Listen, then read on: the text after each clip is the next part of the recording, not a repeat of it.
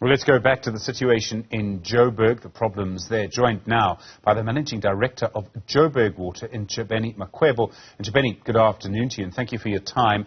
You have a commando system that is critically low or even empty. You have some reservoirs that have no water in them at all. You have stage 4 load shedding. I don't know if you want to be the CEO of Eskom, rather. How difficult is it going to be for you to resolve the situation in Joburg, to get water back in those taps? Thanks, Stephen, and good afternoon to you and the viewers out there. We will get the system right, Stephen. I must indicate that we had a meeting yesterday, which was a meeting of the Minister of Water and Sanitation and the Metros, and indeed there were clear discussions and agreement of how we should be able to work together, of course, between ourselves as City of Johannesburg and Rand Water, to make sure that the Ekenhof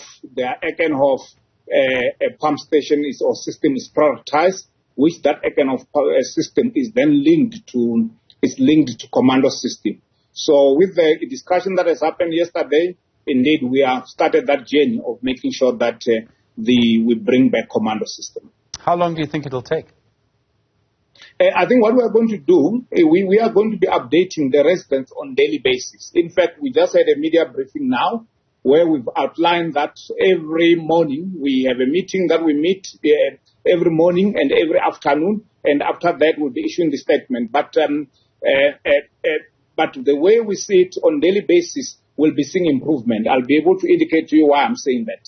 With the volume that rainwater started pumping to the Ekenhof system, we've started seeing that improvement this morning already, because if you look at the Hestel Reservoir, which is the most impacted reservoir, this morning we're able to get the level was at 0.85, which is basically a good level for us to be able to supply water the whole day until we get to evening, where we'll be able to fill the reservoir again. So we're expecting that in a matter of days, of course, on daily basis, we'll be able to indicate exactly where we are to the residents.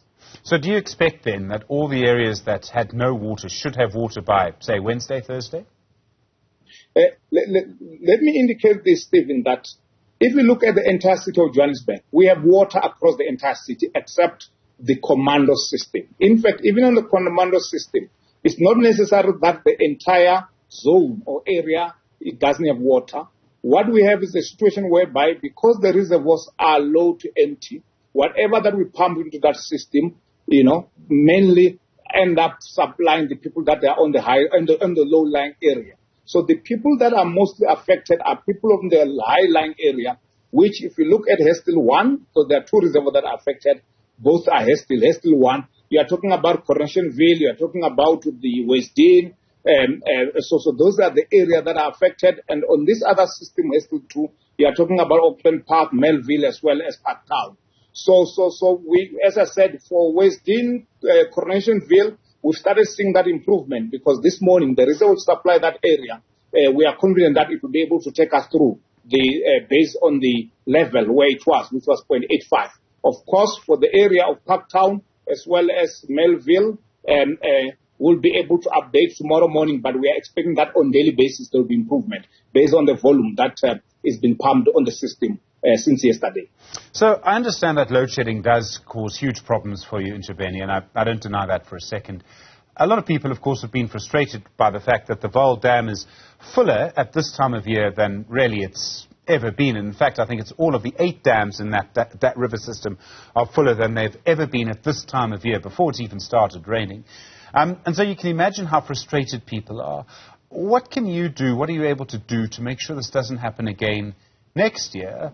And part of this is going to be to stop the water leaks, of which, at least 20% of the water never actually gets drunk and another 20% never gets billed. Yes, I'll start. In fact, if you look at the root cause of this, the root cause of this, Stephen, is not necessarily load shedding, but it's actually the power failures that has happened at our bulk supplier plant.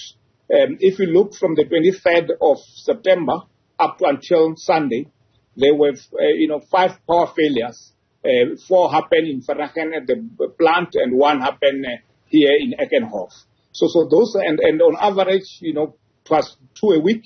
And the issue is that this particular system commando, it requires about 4 days or so to be able to recover. So every time when there's this power failure, it was basically interrupting the process of recovery.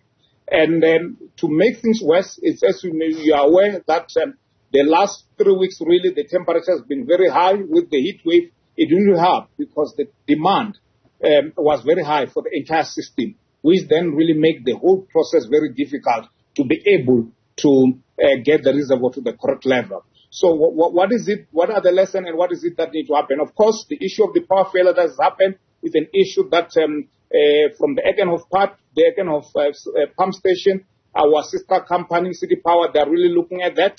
And in the media briefing today, they've indicated the plans that they have to make sure that they improve the power supply to that particular pump station.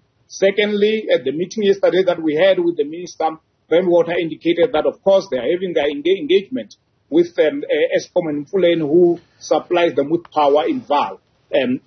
Because those are the things that need to be really attended to or dealt with so that we can be able to make sure that the water supply is not necessarily impacted negatively by issues of energy. So on the issue of losses that we have raised, indeed, you're quite right, we have, as a city of Johannesburg or Johannesburg Water, our water conservation, water demand management strategy.